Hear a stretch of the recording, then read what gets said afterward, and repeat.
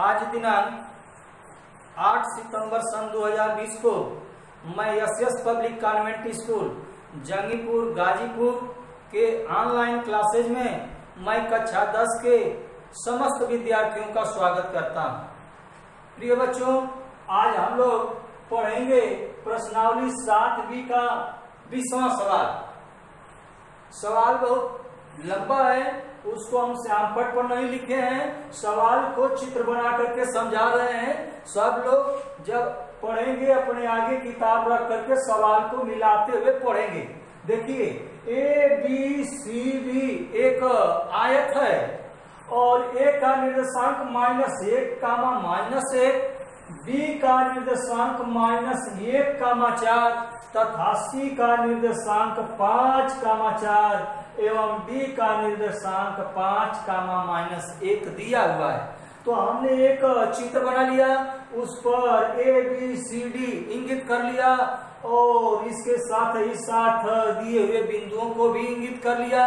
और प्रश्न में दिया हुआ है कि AB का मध्य बिंदु P, BC का मध्य बिंदु Q, CD का मध्य बिंदु R तथा DA का मध्य बिंदु S है। उसके आगे कह रहा है कि इन दिए हुए बिंदुओं P, Q, R, S को एक दूसरे से मिलाने पर जो चतुर्भुज बन रहा है, वह बना हुआ चतुर्भुज, वह निर्मित चतुर्भुज आयत है कि वर्ग है कि सम चतुर्भुज है।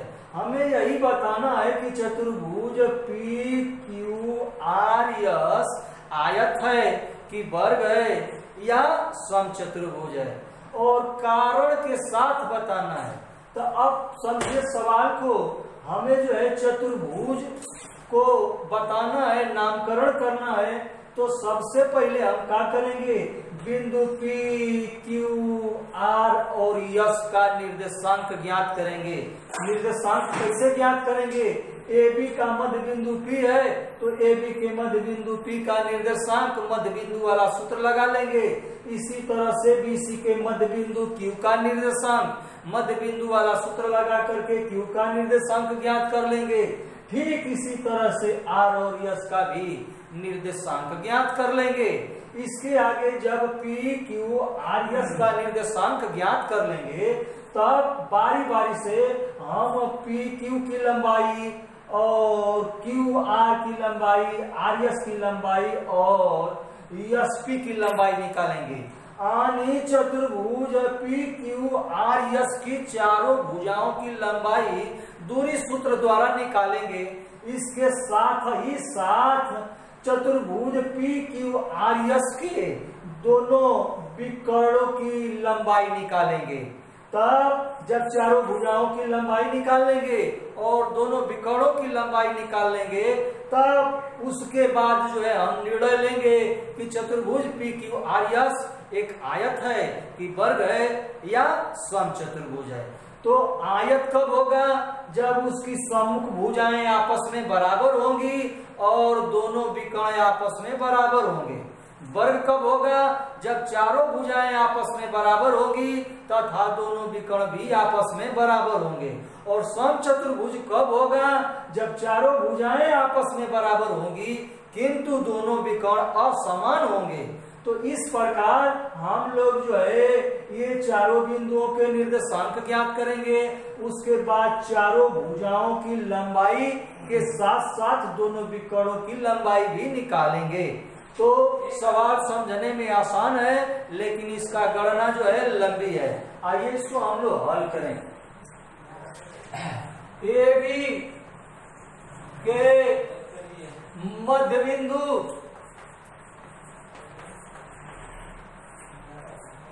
P का निर्देशांक x1 धन x2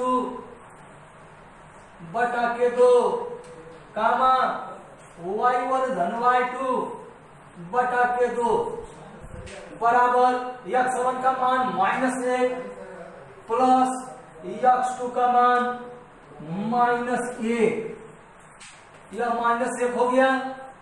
बटा के 2 कामा y1 का मान -1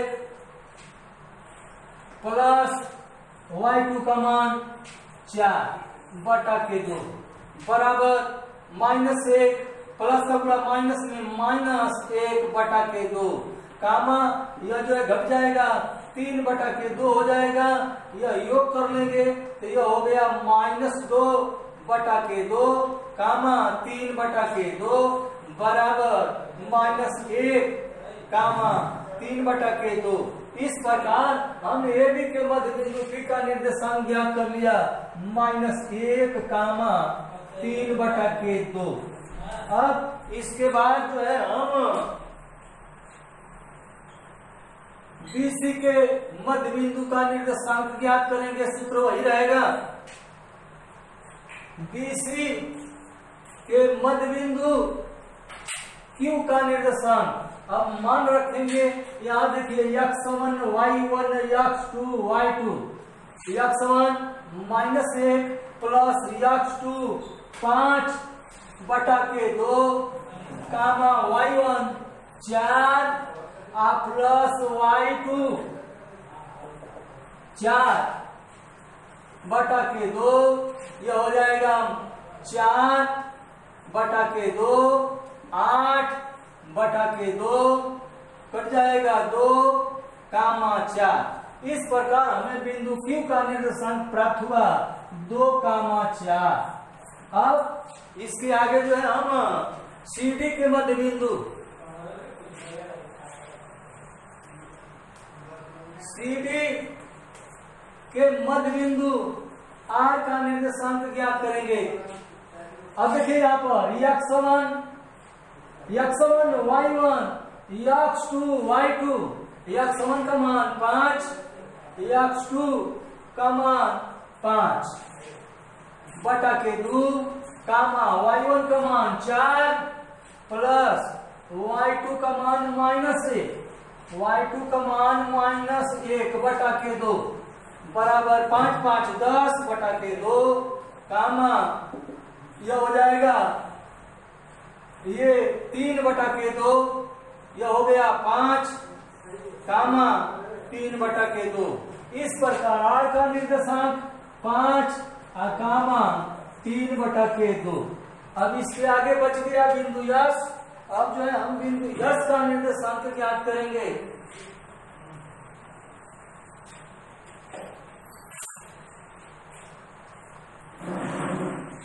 डीए लिखे या ये डी लिखे, उसमें कोई गलती नहीं होगा। डीए के मध्य बिंदु यस का निर्देशांक। अब x1 y1 x2 y2 ध्यान से x1 का मान 5 x2 का मान यह प्लस हो गया, x2 का मान -1 बटा के 2 कामा y1 का मान -1 प्लस y2 का मान -1 बटा के 2। यह हो गया, घटा लेंगे 5 में से 1 घट जाएगा तो यह हो जाएगा 4 बटा के 2 कामा यह माइनस यह भी माइनस हो जाएगा तो -2 बटा के 2 बराबर 2 बटा 2 कामा -1। इस प्रकार बिंदु यस का हमने निर्देशांक ज्ञात किया 2 कामा -1। अब इसके आगे देखिए, हमने जो है सवाल को समझाते हुए बताया था कि सर्वप्रथम ये मध्य बिंदुओं P Q R S का निर्देशांक ज्ञात किया जाएगा।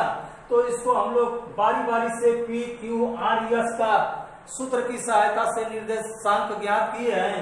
अब जो है ये P Q R R S और P S की लंबाई बारी बारी से निकाला जाएगा दूरी सूत्र की सहायता से।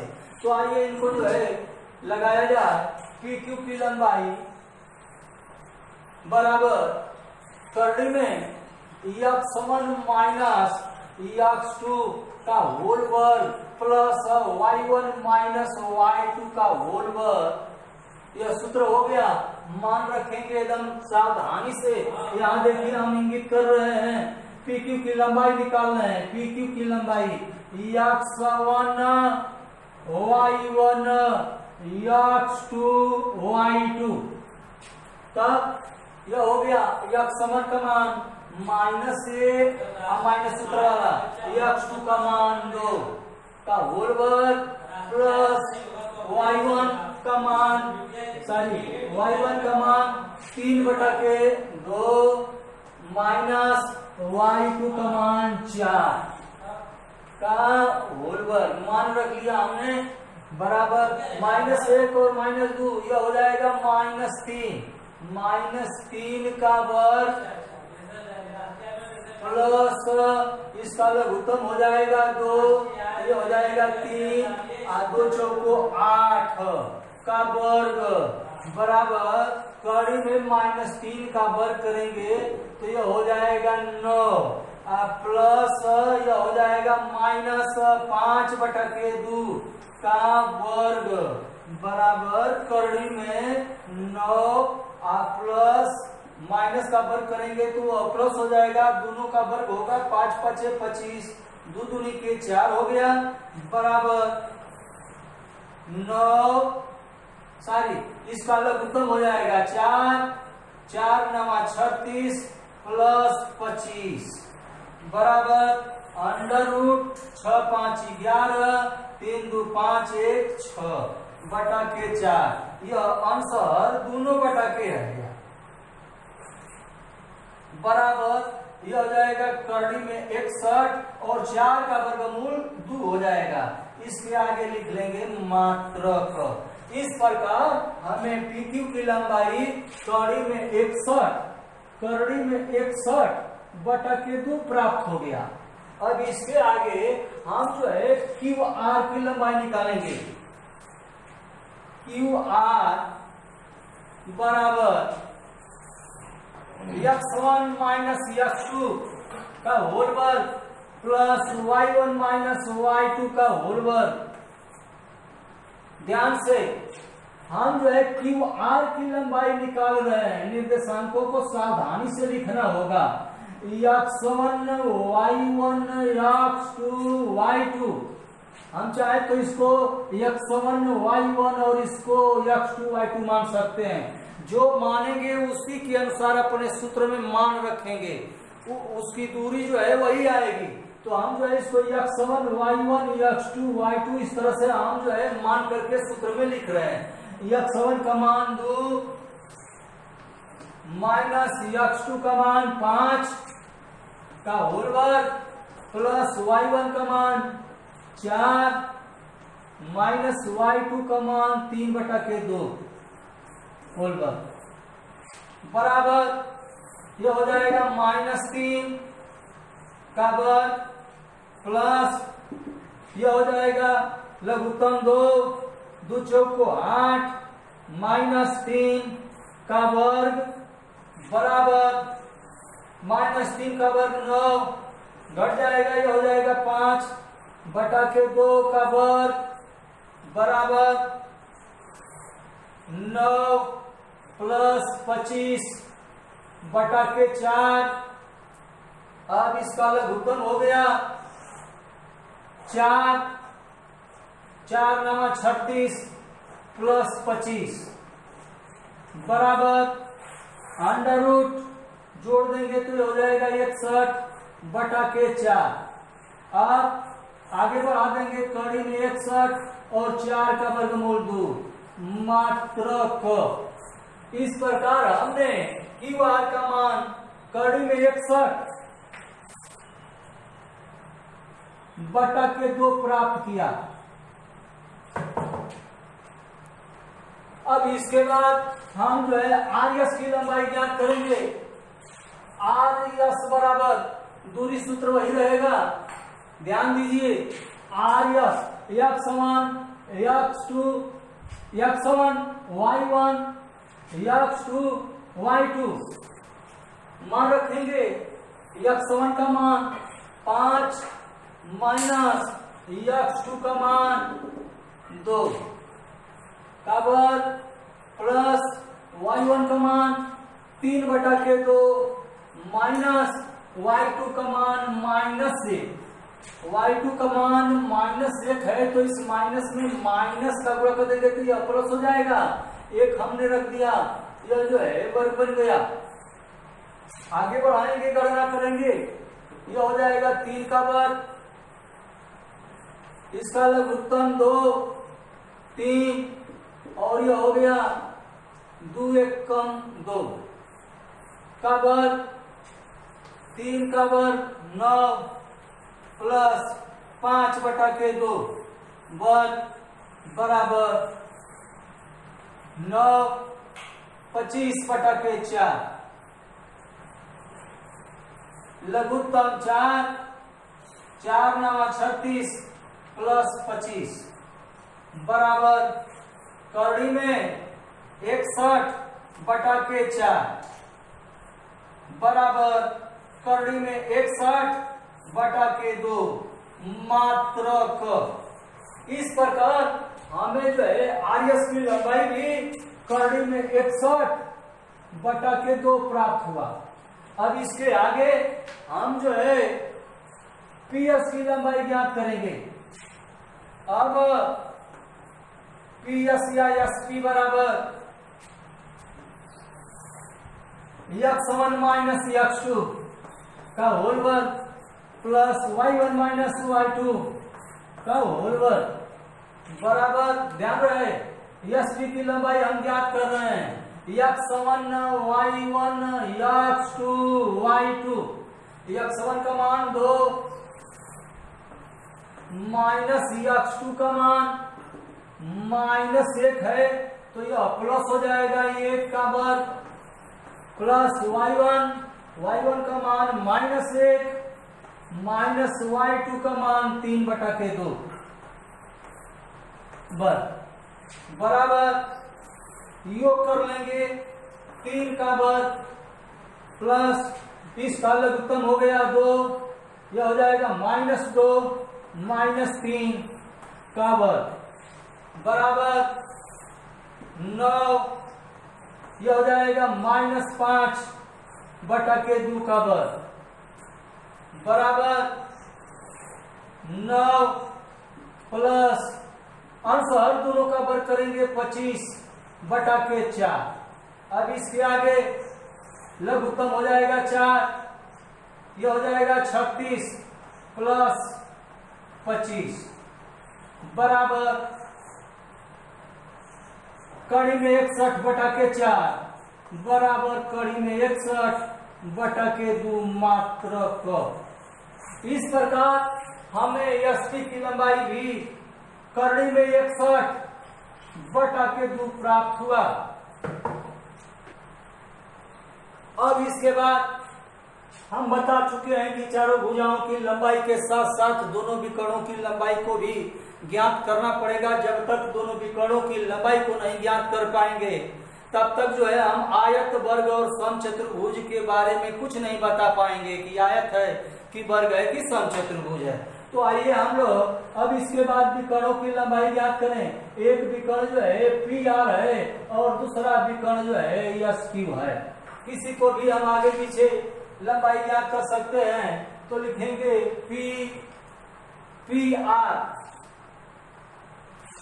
बराबर सम्मुख शीर्षों को मिलाने वाली रेखा ही विकर्ण कहलाती है। बहुत लड़के विकर्ण को भी नहीं समझ पाते होंगे कि विकर्ण कौन है। यहाँ चित्र अनुसार देखो, यश का सम्मुख शीर्ष क्यू है इसलिए यश क्यू एक विकर्ण है, पी का सम्मुख शीर्ष आर है इसलिए पी आर एक विकर्ण है।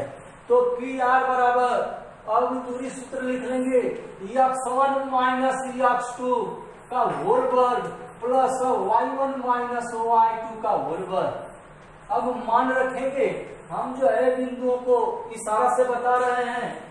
x1 हमें पी आर की लंबाई ज्ञात करना है, ध्यान रहे x1 y1 x2 y2। अब मान रखेंगे देख करके, x1 का मान -1 माइनस x2 का मान 5 होल वर्ग प्लस y1 का मान 3/2 माइनस y2 का मान 3/2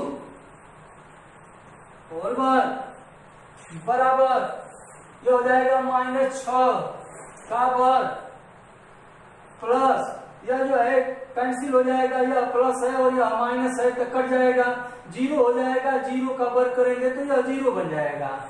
आगे यह हो जाएगा -6 का वर्ग 36 और 36 का वर्गमूल जो है 6 हो जाएगा, 6 मात्रक।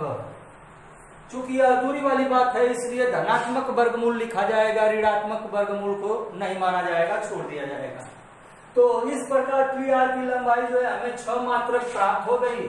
अब इसके बाद दूसरा विकर्ण की लंबाई ज्ञात करेंगे, QS बराबर पुनः दूरी सूत्र का प्रयोग कर लेंगे, x1 माइनस x2 का होल वर्ग प्लस y1 माइनस y2 का होल वर्ग।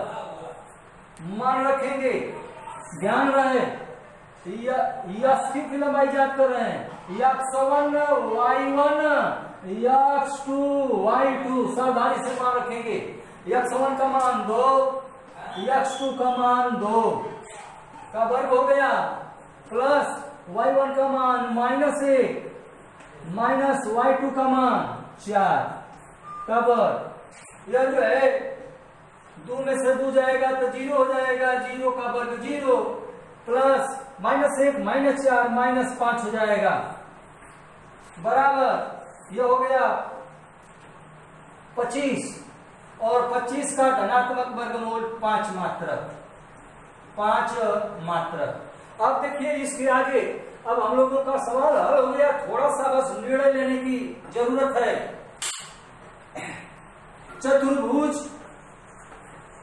PQRS में डैश दे देंगे, PQ बराबर QR बराबर RS बराबर SP। ये चारों भुजाएं आपस में बराबर हैं जिनका मान कड़ी में 61/2 प्राप्त हुआ है। तो ये चारों भुजाएं आपस में बराबर हैं तथा विकर्ण PR नॉट बराबर विकर्ण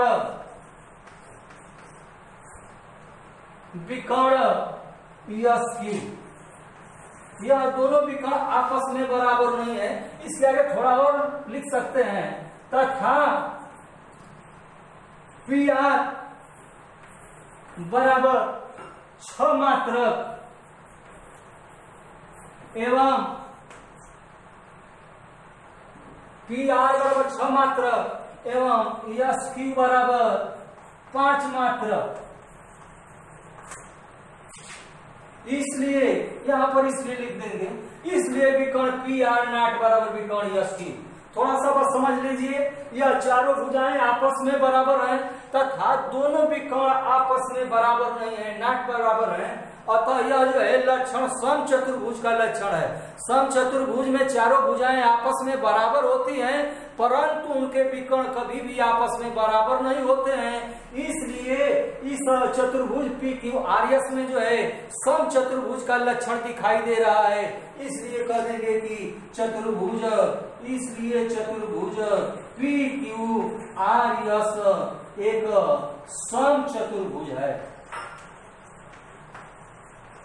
यही हमारा आंसर है, यही बताना है कि हमारा चतुर्भुज कौन है। तो हमारा चतुर्भुज जो है समचतुर्भुज है। धन्यवाद।